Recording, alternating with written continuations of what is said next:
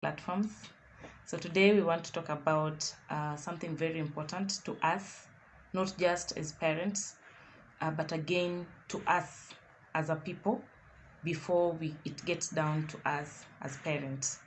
The reason why I always love that a parent gets well first before handling the children is because we transfer a lot to the children, and so it is just very important that the parent, or rather the transferee's cup is full.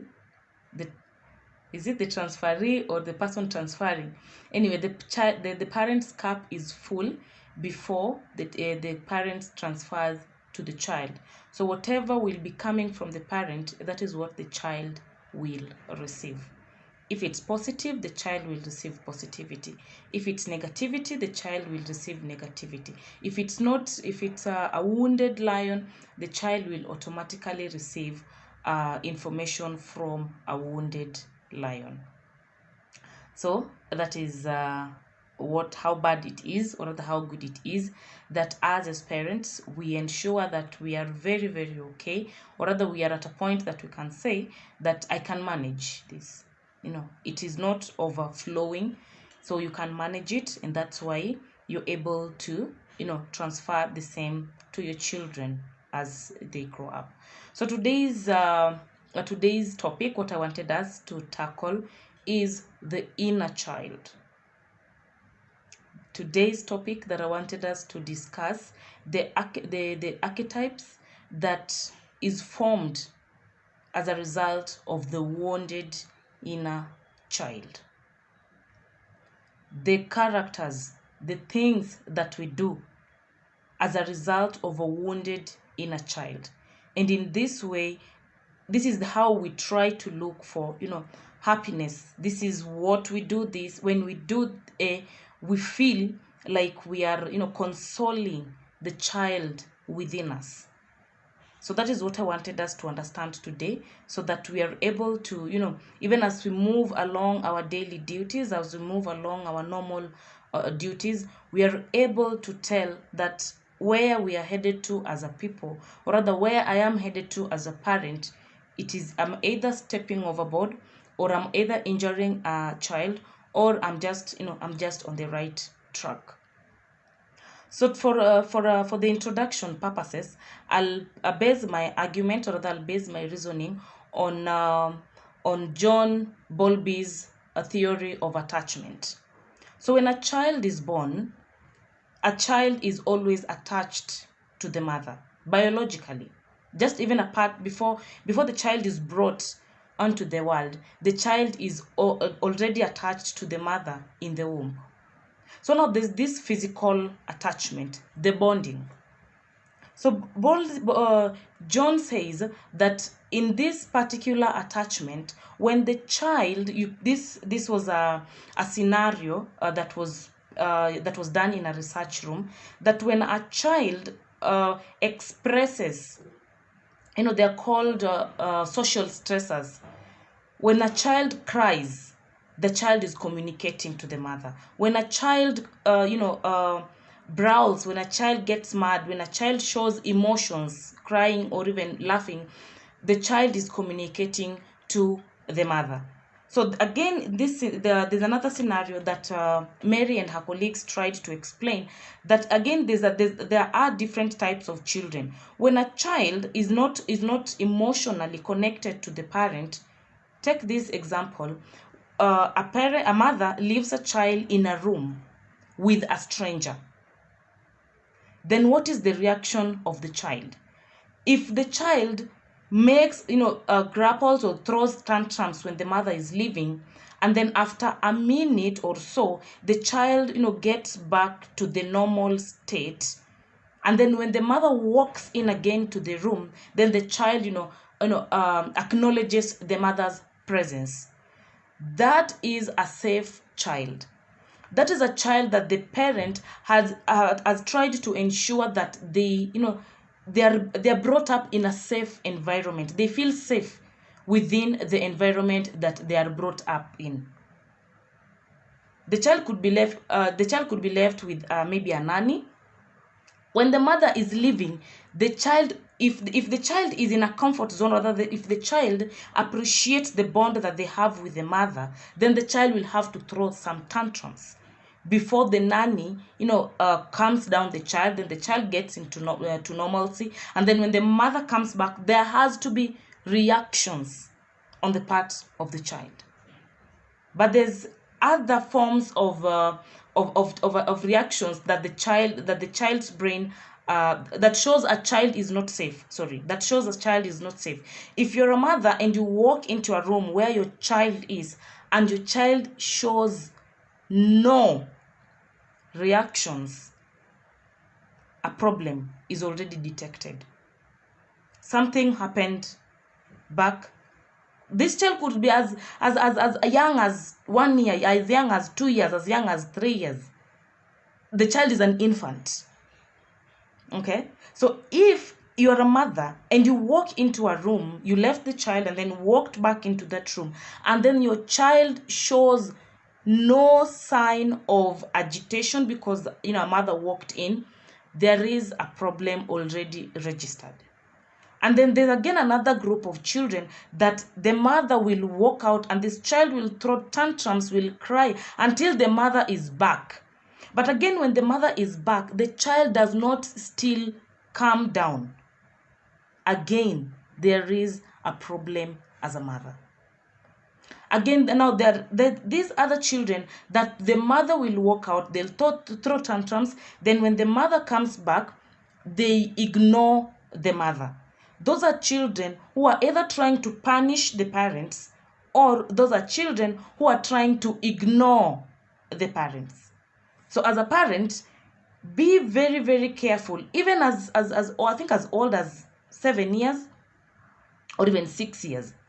If you walk into a room and your presence in that room does not agitate your child, there is a problem. Don't be like, mimi mtoto wangu hata shughulikagi na mimi. No. Sio hata shughulikagi na mimi. Something is amiss somewhere.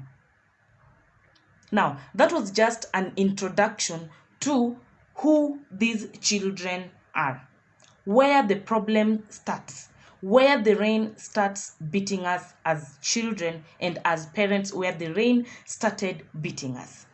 So, one thing that we must also keep in mind, that when this child starts developing, disconnect, you walk into a room, the child proceeds with whatever they're doing. They're either anxious when they see you, or they just want to be left alone in their own space. Then you don't recognize this as a parent, and you keep back with the notion that mtoto wangu hasumbuagi. Please, as a parent, be on the lookout. So as these children continue growing, then they start developing cognitive skills. They can see, they can touch, they can identify.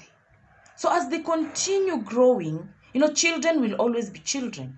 So in one way or the other, as a parent, because you are not, you're not at peace with your own emotions, you're not healed as a parent, for lack of better words, you throw words.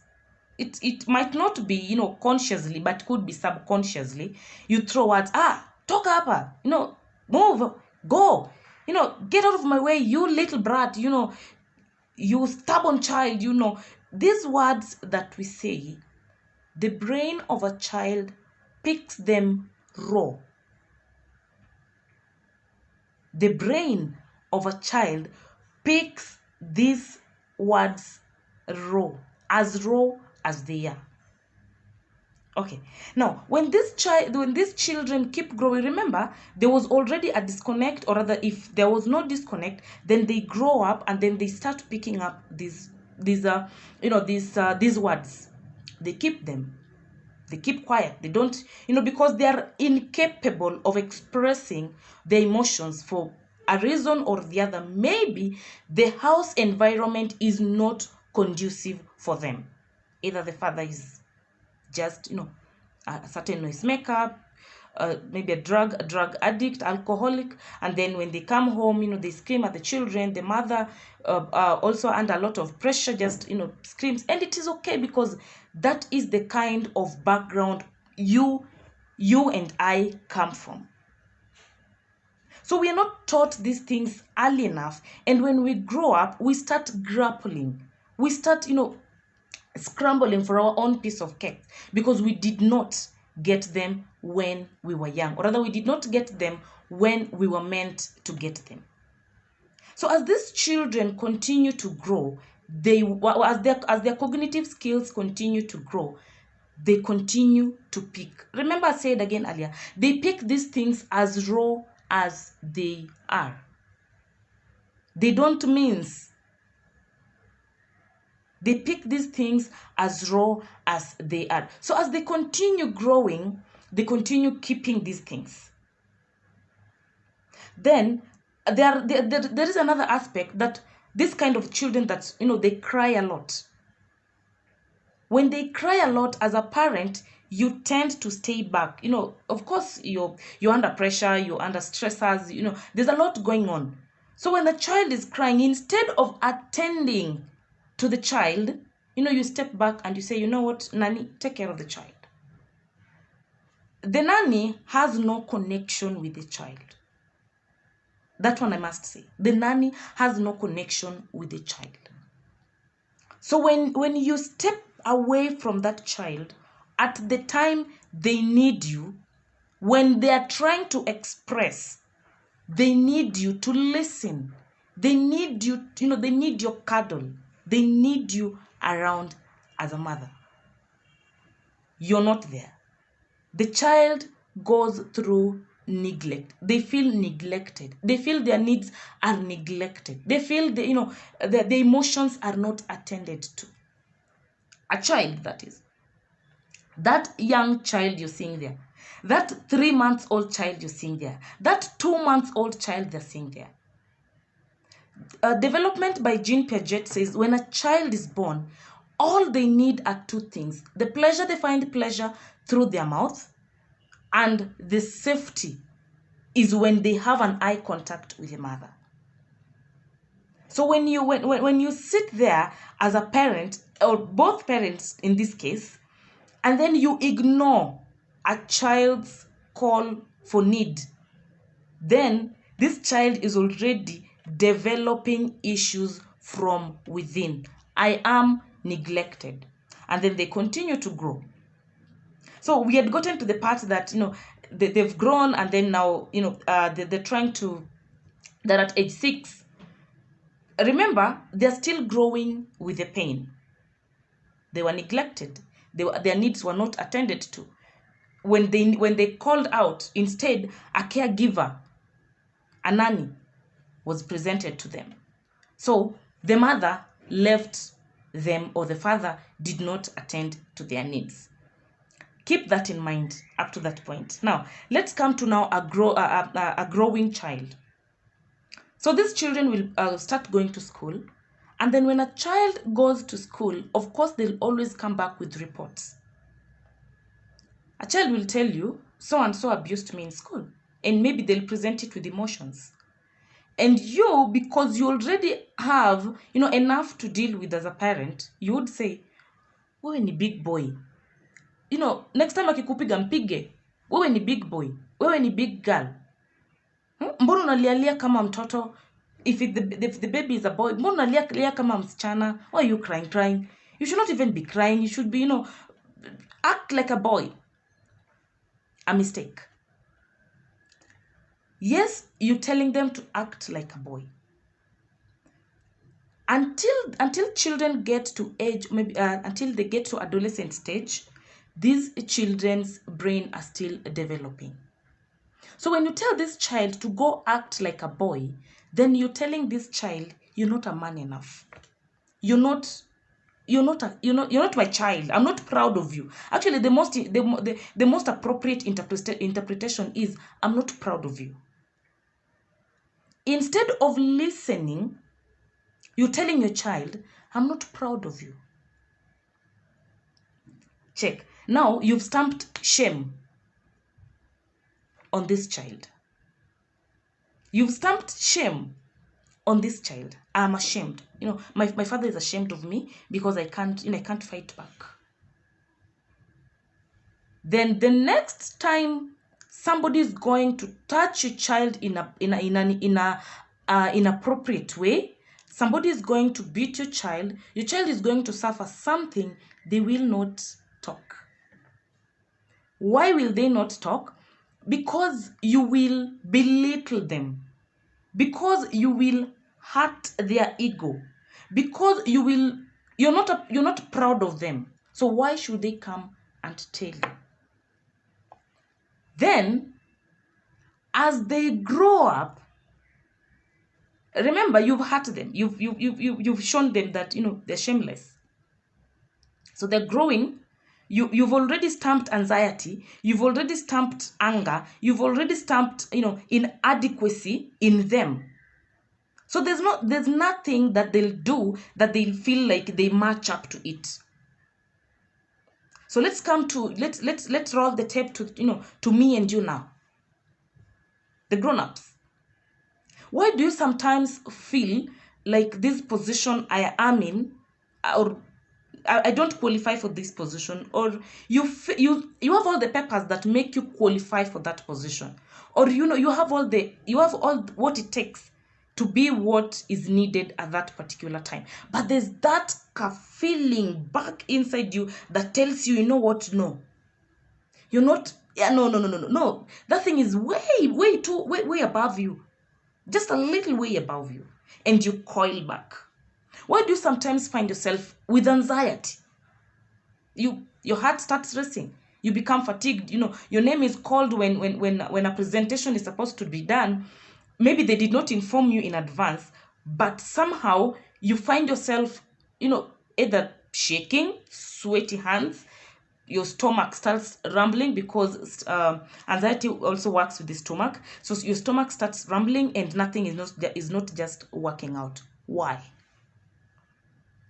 Okay, now that part we will discuss it another day. Now keep that in mind, because that is where I wanted us to base our discussion of today, which is which are the maladaptive behaviors, which are these behaviors that we have formed as a people, that complement, actually the word is not complement per se, but to cement the pain that we have, the inner pain that we have within us. 1, tell me, if a child is hungry and maybe crying, and of course the child needs food. So if this child's need of food is not attended to, the child will make noise. The child will cry, the child will throw things, the child will lie down, literally making noise. But if this child is listened to and given food, the child will be seated there, either just watching cartoons, because their needs are met. Those of you in relationships, why do you sometimes find yourself, you're in an argument, staki naenda wacha kwenda nini? Why do you find yourself in that throw back and throw minute?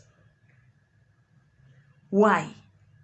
It is the child in you. It is the Dorothy in me that has remembered that there was a time that I needed to express myself, but I did not. Now this is an opportunity to express myself. So it is the child in you, in adult body, throwing the tantrums. Staki kwenda, that kind of a thing. So each and every one of us has a child, either with unmet needs or a child with met needs. A child with met needs cannot be stopped. That child is unstoppable. Whenever you find yourself doing something that is way beyond, or something that you thought that was way beyond you, then that child, the needs are met. But whenever you find yourself grappling, throwing tantrums, stucky, you are at workplace, and something happens, and you just throw fingers, throw hands. You've seen those kind of bosses. Kwenda huko, nini. It is not them. It is the child in them with unmet needs that is throwing tantrums. Anyway, now, how do we manage to satisfy this child, take care of the child within us? Now, we have different kinds of people. We have the people called the caretakers. The caretakers are these people that, the child in them was never loved. The child did not get the attention that a child should get. So the only way for them to feel that they are receiving the love is to take care of everyone. Let me go for an example, Dorothy. I literally, I would not like to see anybody in need. Or I would I champion people, bring people together. I just want to see everybody succeeding. It is in me. It is inside me, that child in me. I want to see everybody succeeding. When everybody is happy, I feel happy. And by that, this is the only way I feel that I'm comforting that need that I didn't get. I feel this is the only way I'm comforting that child that was never loved, that child that never received the comfort of a parent, that child that did not, was not listened to, or that child that was patronized when they tried to explain something. The caretakers. These ones can take care of a whole village. Mtoto wa so and so hajaenda shule, pesa ngapi? So and so hajafanya nini? How much is how many people can you take care of? People in office places, these are people who just want to see everybody happy. If they see anybody sad, they would literally become sad. In fact, it bothers them why so and so is sad. The caretakers.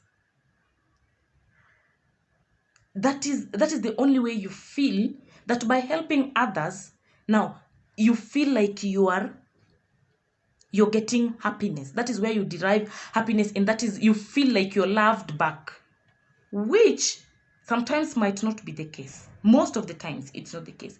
They are using you. Once they're done with you, you'll realize you give a lot. This is where we get the people pleasers. You get a lot. You give a lot, but you receive less.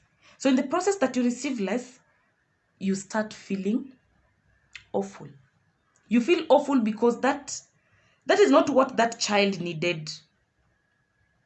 That is what the adult you needed, but not what the child needed. The caretakers. And then we have the overachievers.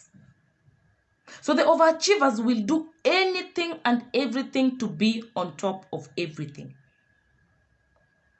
They just want to achieve. I want to be driving. I want to be, I want to be on top of the roof, which is not also a bad thing, but the motive behind you striving to achieve is what is important.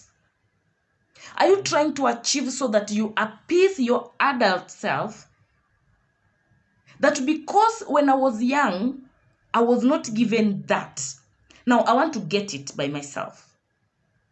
The question is that what the child needs? Is that what you need from within? Or the adult you is telling you, if you, work hard, get this, now you can buy it for yourself. Again, I'll come to a conclusion why sometimes this might not really be what that child needs. Now we have the protectors or the rescuers.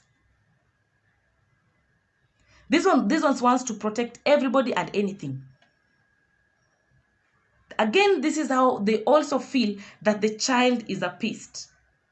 But this, they're forgetting that it is their adult self reasoning and not the child, the heart person in them who should be listened to. Then we have the comics. Dorothy, I think I fell into this category at one point of time. Because I'm one person who loved everybody around me to be smiling. So when you're the kind of, it's called the party life or the comics, these are people that they just ensure that people are, wherever they are, they create humor. Wherever they are, they create sense of smiles on people's faces. So to them, to their adult self, they feel that when they do that, they receive love. To them, they feel that when they do that, they receive attention that they didn't get. But again, the question is this what you need as a person? Another type of people are the yes people. The yes person. Dorothy, yes. Unaweza katununulia? Yes. This was done this way. Do you what? Yes. So you could be saying yes because you don't want an argument, because you are not given that opportunity to express yourself as a child. 2, it could be yes because that is the only way you feel that when you agree, you will receive love. But the question is this what the child needs? The last category of people are the hero worshippers. These are people who cannot stand on their own. These are people who would identify one person and then, follow them.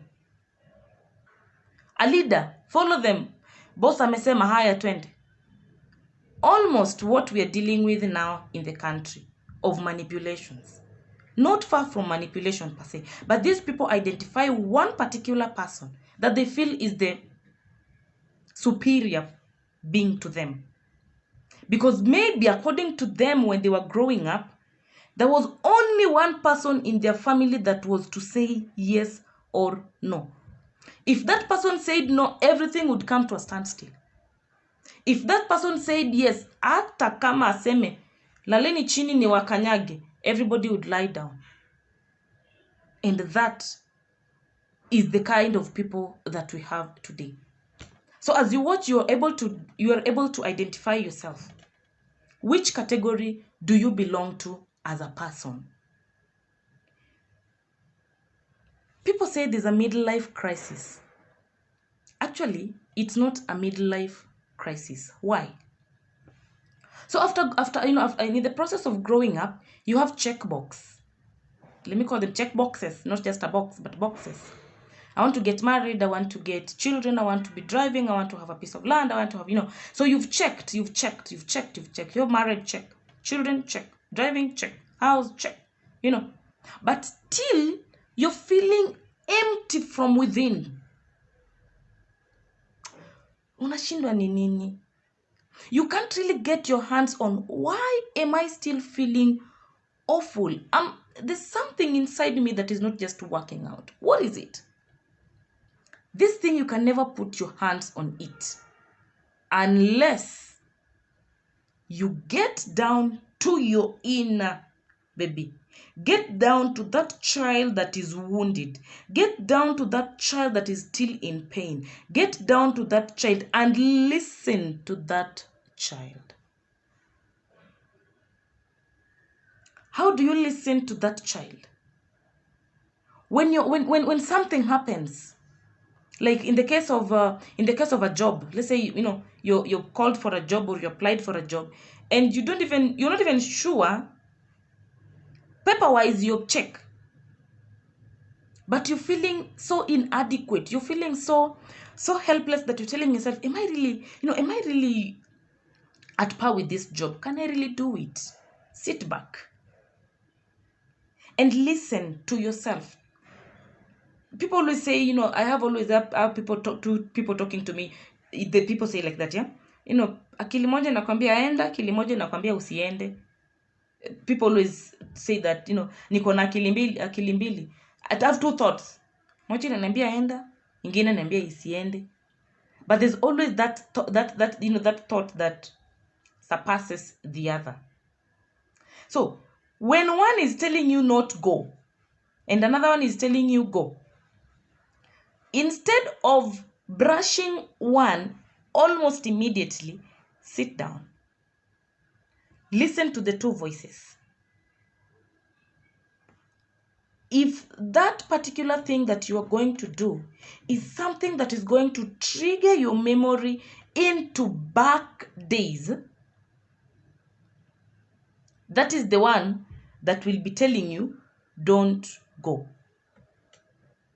Or go. Either of them. One will be telling you go, one will be telling you don't go. So it could be you're going somewhere that you're going to meet someone that you unaogopa or something.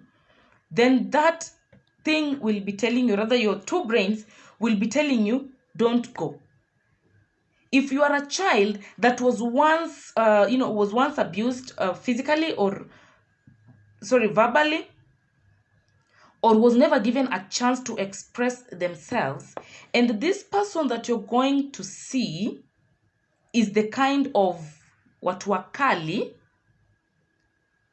then I tell you, the idea that of don't go will be so stronger, or go will be so stronger. But the thing is, listen to the two voices. Reason with the two voices. Reason with the two voices. Listen to the two voices.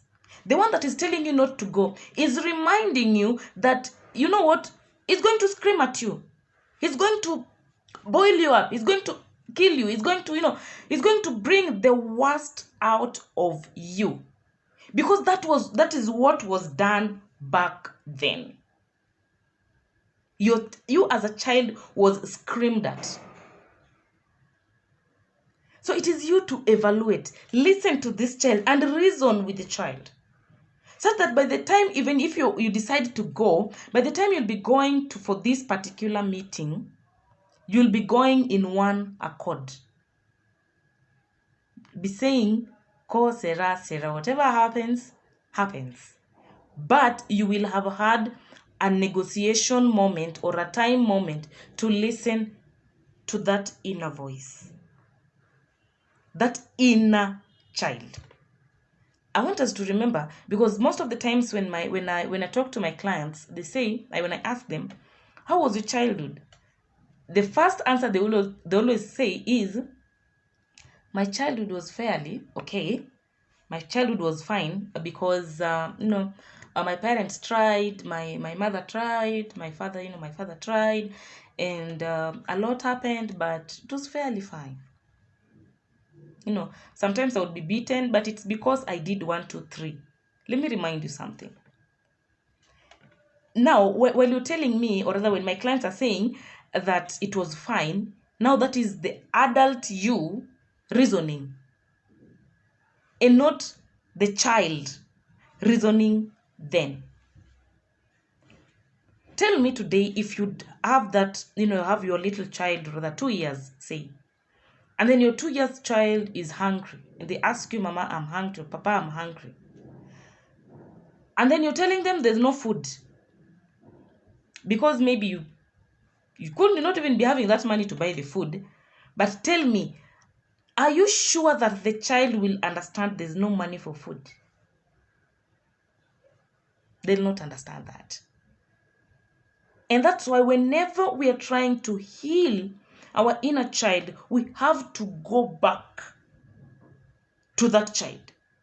We have to feel that child. We have to reason like that child. We have to. For us to be able to say that now, you know what, I want to heal my wounds, I want to heal my inner child, I want to, the midlife crisis, I want to get out of it.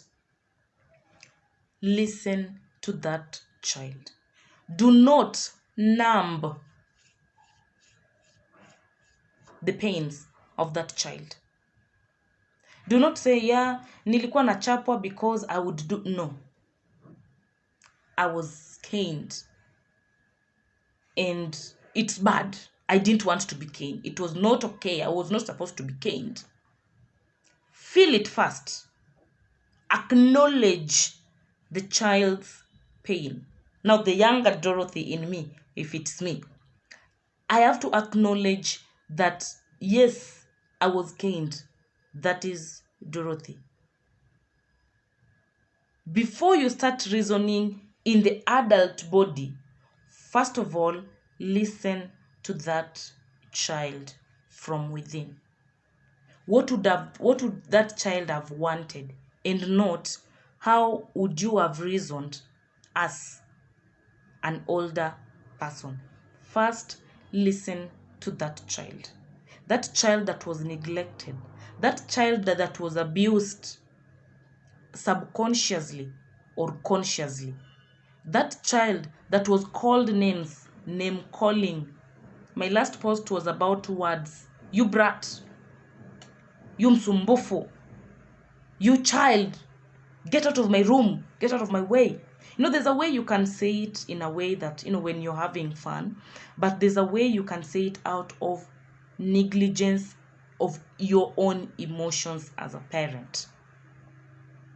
So before it's not too late, but again, before you want to start being conscious about how you parent these children into the next generation, you must really, really be careful. You as a person, how are you emotionally? Is your inner child in crisis, or is your inner child at peace? But again, your inner child will no longer be at peace. Like now, now you say, now I've dealt with my inner child, now I'm safe, now I can do. No. Every person has always that child within them. It's just that you're contradicting. When you start contradicting, when their needs are not met, now your personal need, your deeper inner personal needs are not met, then you'll get yourself in a lot of hiccups in terms of emotional issues.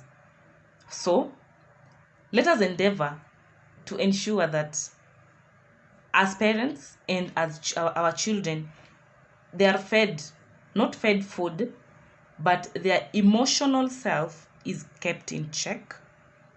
Spiritual self, whichever denomination, or rather whichever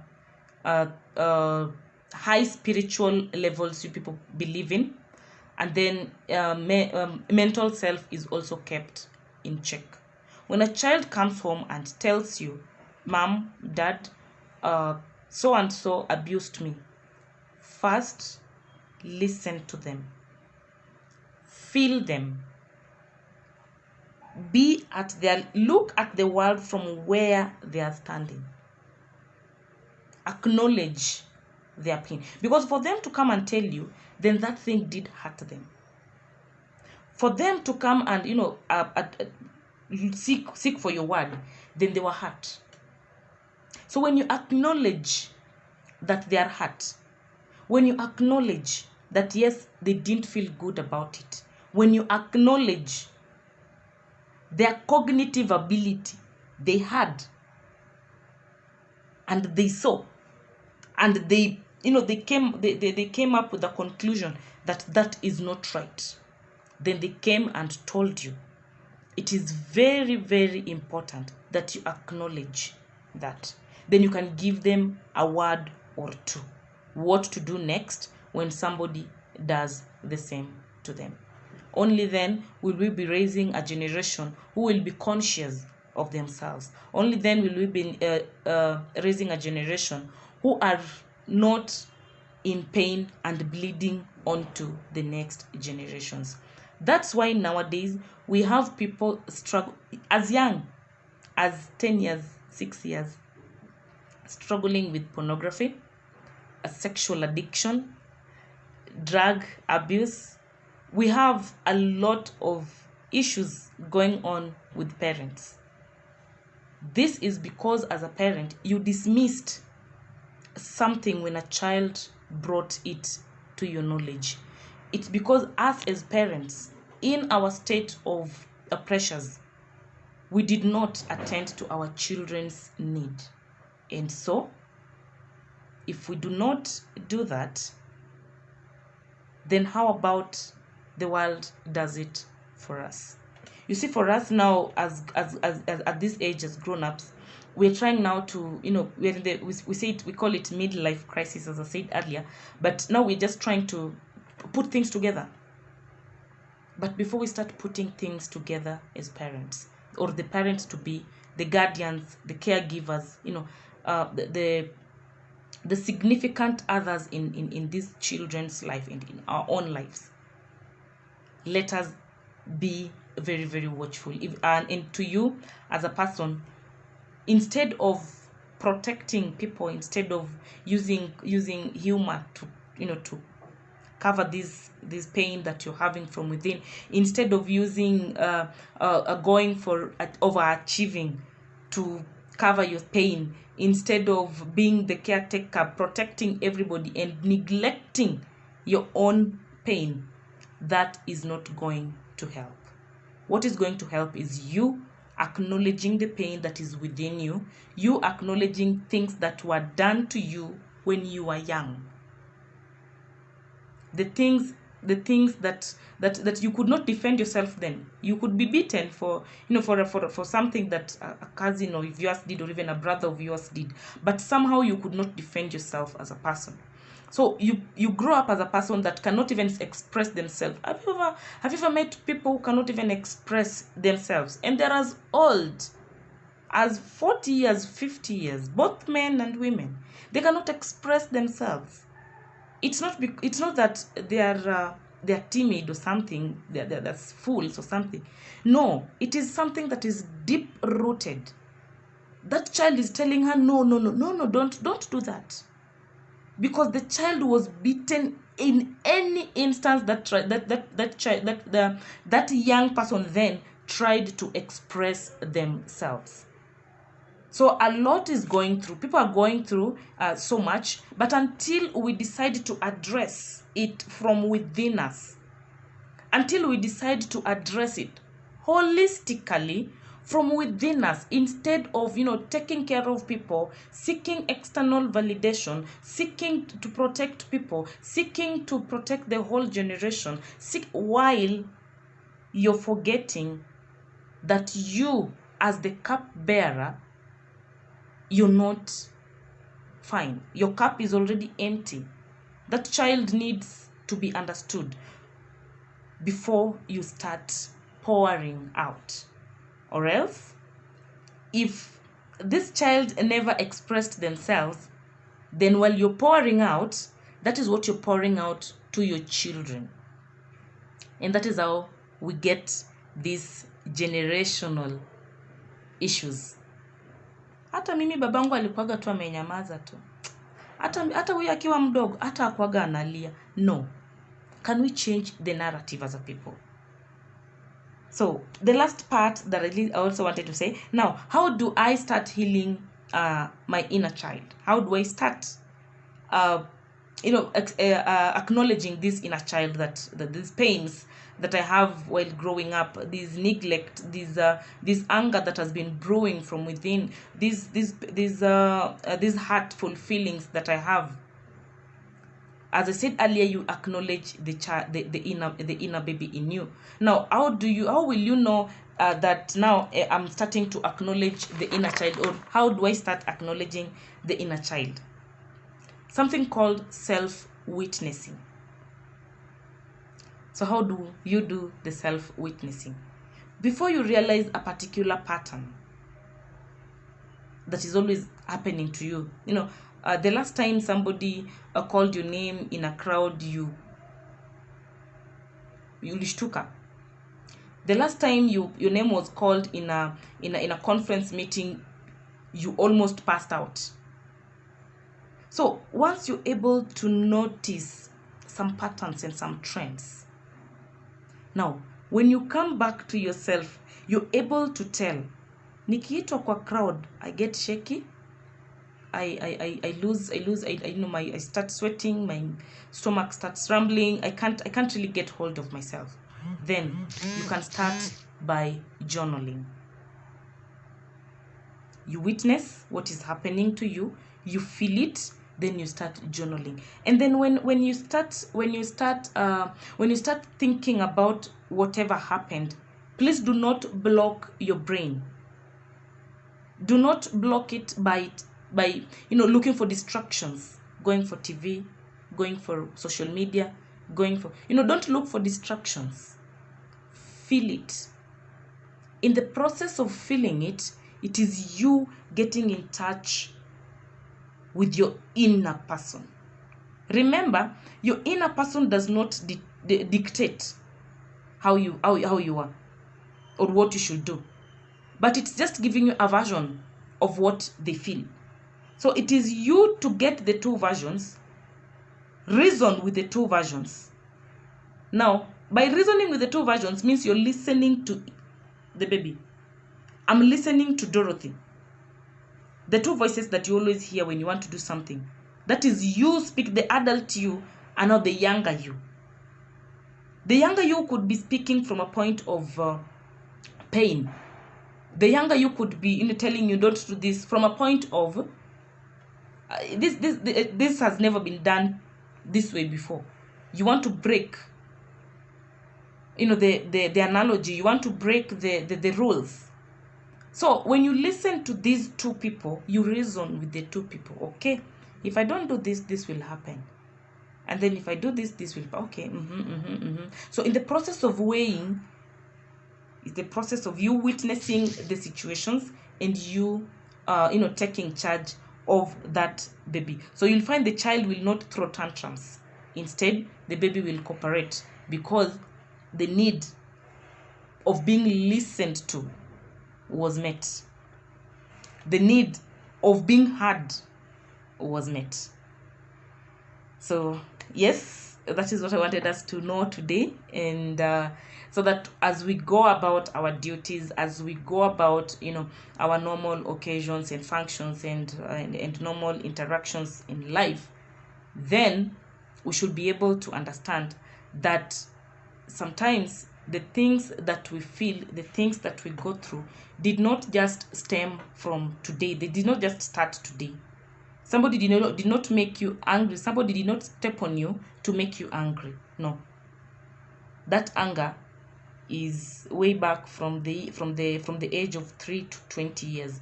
Those are everything that you'll be expressing at that particular moment in time.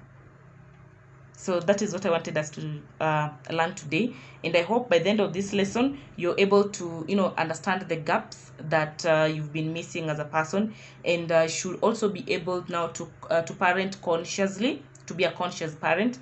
And in case there was a mistake that had been done before, throwing of words and not throwing per se, let me not just use the word throwing of words, but let me say using the words a little bit carelessly, in the flare of emotions, you as a parent, in the flare of emotions. So you'll be able to become not just a conscious parent, but you're able to retrack where you missed the road. So thank you so much for the guys who've been here. Thank you so much, Crystal. Thank you so much, Nick, Ambale, Jikante. Thank you, Vaughn. Thank you, Honorable Uma. Thank you, Jojo Lela. And thank you so much. Any question before we wind up? Those were the objectives, and those were what I wanted to understand. The take-home should be, if your inner child's needs is not met, then we will be having what we call midlife crisis. And we'll be dealing with children, our own children now, and the world as it is not a beautiful place you'd want to send a child who is not fully equipped. So thank you so much, and have a great evening ahead.